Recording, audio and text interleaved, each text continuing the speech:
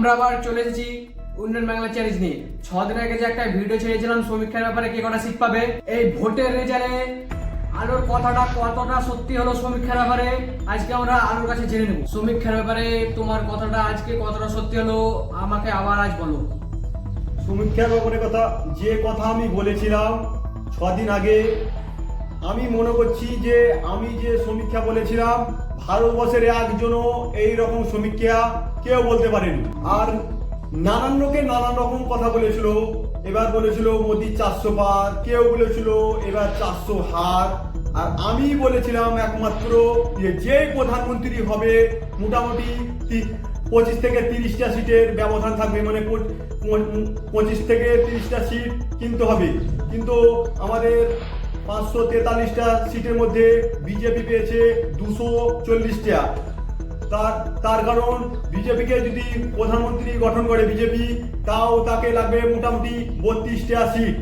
ওই 32টা সিট না হলে প্রধানমন্ত্রী গঠন হবে না। প্রধানমন্ত্রী গঠন করতে গেলে 272টা সিট লাগবে।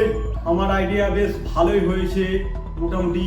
আমি বলেছিলাম জঙ্গিপুর লোকসভা কেন্দ্রে খলিলুর জিতবে, কিন্তু আগে যতটা ভোটে জিতবে বলেছিলাম জিতেছিল, আগে যতটা ভোটে ততটা ভোটে কিন্তু জিতেনি। আমি এটা বলেছিলাম যে জিতবে, কিন্তু আগে যতটা ভোটে জিতেছিল ততটা ভোটে জিতবে না।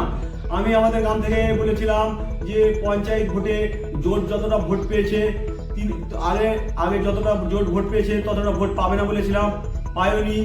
আর আমাকে জিজ্ঞেস করেছিল নির্দিষ্ট করে প্রধানমন্ত্রী কি হবে, আমি কিন্তু বলতে পারিনি। আমি একটাই কথা বলেছিলাম যে প্রধানমন্ত্রী হোক মোটামুটি 25 থেকে 30টা সিটের ব্যবধান থাকবে থেকেছে।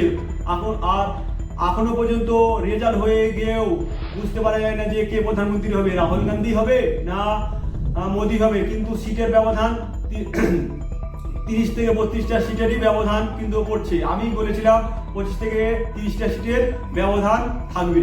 আর পশ্চিমবঙ্গে কংগ্রেস, আর আমি বলেছিলাম যে কংগ্রেস 3টা সিট পাবে, সেখানে একটা সিট পেয়েছে। আর বিজেপি এই 14 পাবে মনে করেছিলাম, সেখানে পেয়েছে 12টা। আর টিএমসি 24টা পাবে মনে করেছিলাম, সেখানে পেয়েছে 29টা। আর পশ্চিমবঙ্গে সিপিএন এর কথা আমি বলিনি। পশ্চিমবঙ্গে সিপিএন একটাও সিট পায়নি, অথবা পশ্চিমবঙ্গের সিপিএন খাতায় খুলতে পারেনি।